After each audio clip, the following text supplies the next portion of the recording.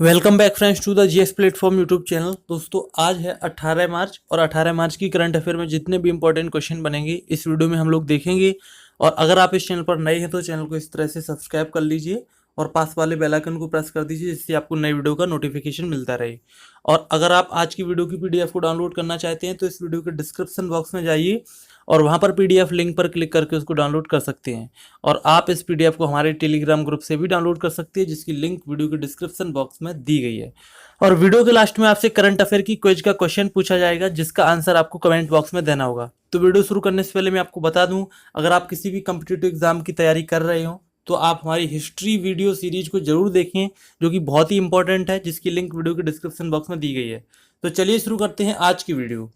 तो आज की वीडियो का पहला क्वेश्चन है, लिविंग सर्वे 2019 में दुनिया के सबसे अयोग्य शहरों में भारत के कितने शहरों को शामिल किया गया है।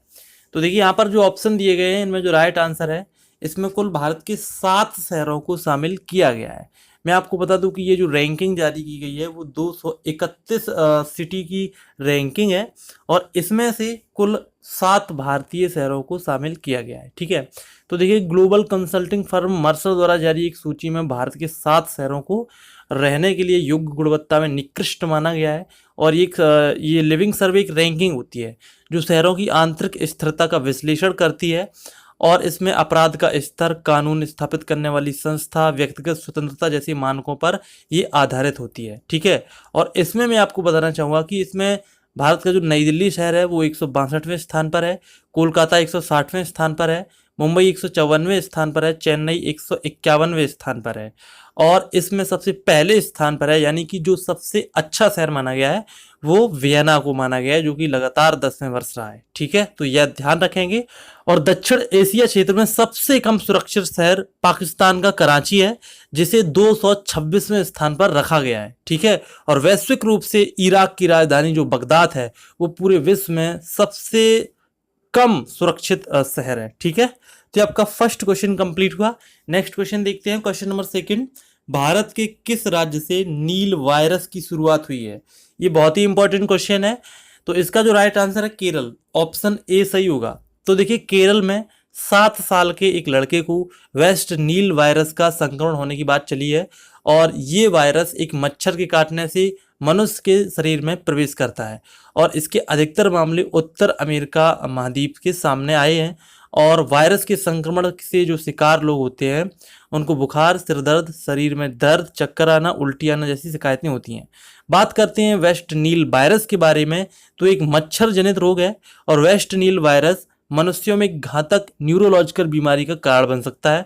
हालांकि इससे संक्रमित लगभग 80% लोगों में इसके लक्षण का पता ही नहीं चलता है और ये वायरस घोड़ों में गंभीर बीमारी और मृत्यु का कारण बन सकता है। ठीक है, तो ध्यान रखेंगे भारत के केरल राज्य से नील वायरस की शुरुआत हुई है, तो ऑप्शन ए सही होगा।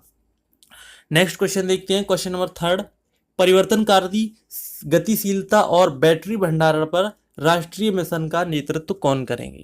तो यहाँ पर जो ऑप्शन दिए गए हैं इनमें जो राइट आंसर है अमिताभ कांत, ऑप्शन यहाँ पर बी सही होगा।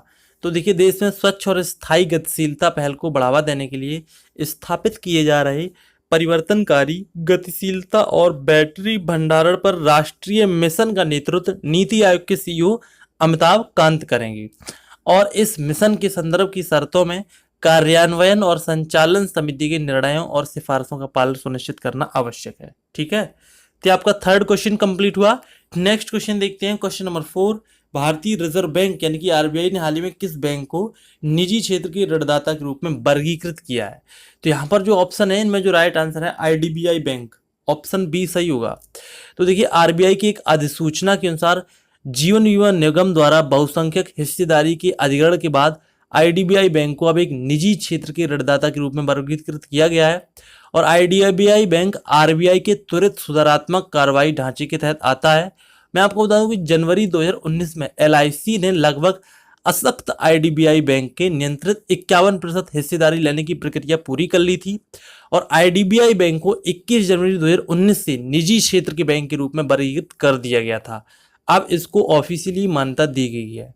तो मैं आपको बता दूं कि अब तक कुल सरकारी क्षेत्र के बैंकों की संख्या 20 थी, लेकिन 1 अप्रैल 2019 के बाद 2 और सरकारी बैंकों, देना बैंक और विजया बैंक की सरकारी बैंक बड़ौदा बैंक में विलय होने के बाद सरकारी क्षेत्र में बैंकों की जो संख्या होगी वो घटकर 18 हो जाएगी। ठीक है, यहाँ पर देखिए आरबीआई की बात की गई है, तो मैं आपको बता दूं आरबीआई की स्थापना 1 अप्रैल सन 1935 को हुई थी, जिसका मुख्यालय मुंबई में है और इसके गवर्नर हैं शक्तिकांत दास। और आईडीबीआई बैंक की अगर हम बात करें तो आईडीबीआई बैंक की स्थापना 1964 में हुई थी, जिसका मुख्यालय मुंबई में है। ठीक है, तो आपका 4th क्वेश्चन कंप्लीट हुआ। नेक्स्ट क्वेश्चन देखते हैं, क्वेश्चन नंबर 5। हाल ही में किस पुस्तक मेले में गांधी जी की 150वीं जयंती के उपलक्ष्य में भारतीय मंडप का उद्घाटन हुआ है? तो देखिए यहाँ पर जो ऑप्शन है इनमें जो राइट आंसर है लंदन पुस्तक मेला, ऑप्शन ए सही हो जाएगा।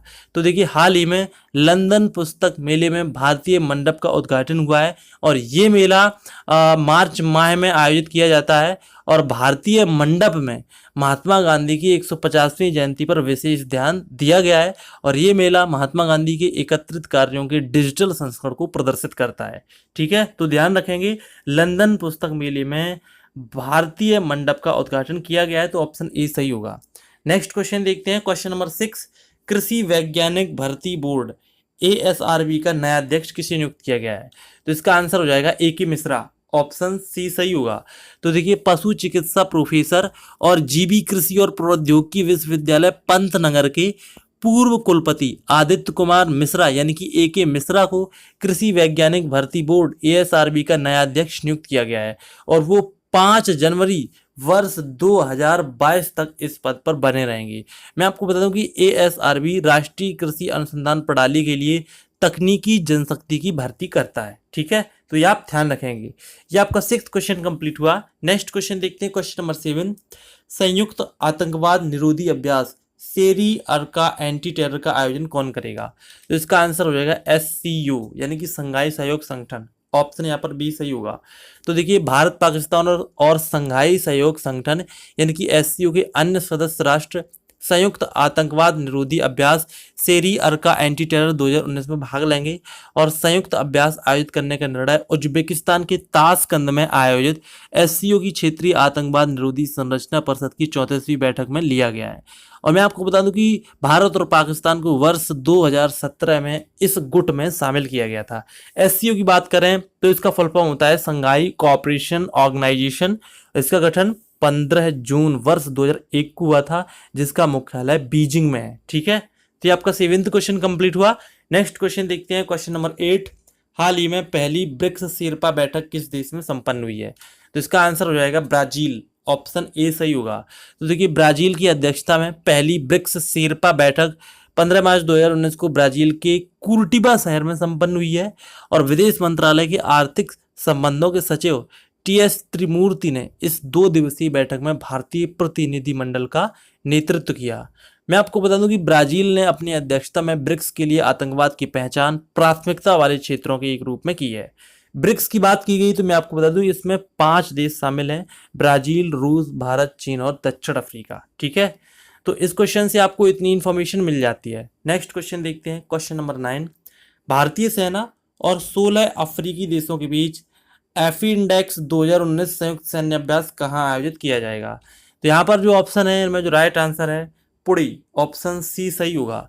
तो देखिए भारतीय सेना और 16 अफ्रीकी देशों के बीच 10 दिवसीय अफ्रीका भारत संयुक्त क्षेत्र प्रशिक्षण अभ्यास एफिंडेक्स 2019 18 से लेकर 27 मार्च 2019 तक आयोजित किया जाएगा और ये जो अभ्यास है वो महाराष्ट्र के पुणे में आयोजित किया जाएगा। और इस अभ्यास का उद्देश्य संयुक्त राष्ट्र घोषणा पत्र के तहत मानवीय खदान सहायता और संयुक्त शांति अभियानों में भाग लेने वाले प्रतिभागियों को प्रशिक्षित करना है। ठीक है, तो ये आप ध्यान रखेंगे। नेक्स्ट क्वेश्चन देखते हैं, क्वेश्चन नंबर 10। हाल ही में कुसुमाग्रज साहित्य पुरस्कार किसने जीता है? तो यहाँ पर जो ऑप्शन है इनमें जो राइट आंसर है वेद राही, ऑप्शन बी सही होगा।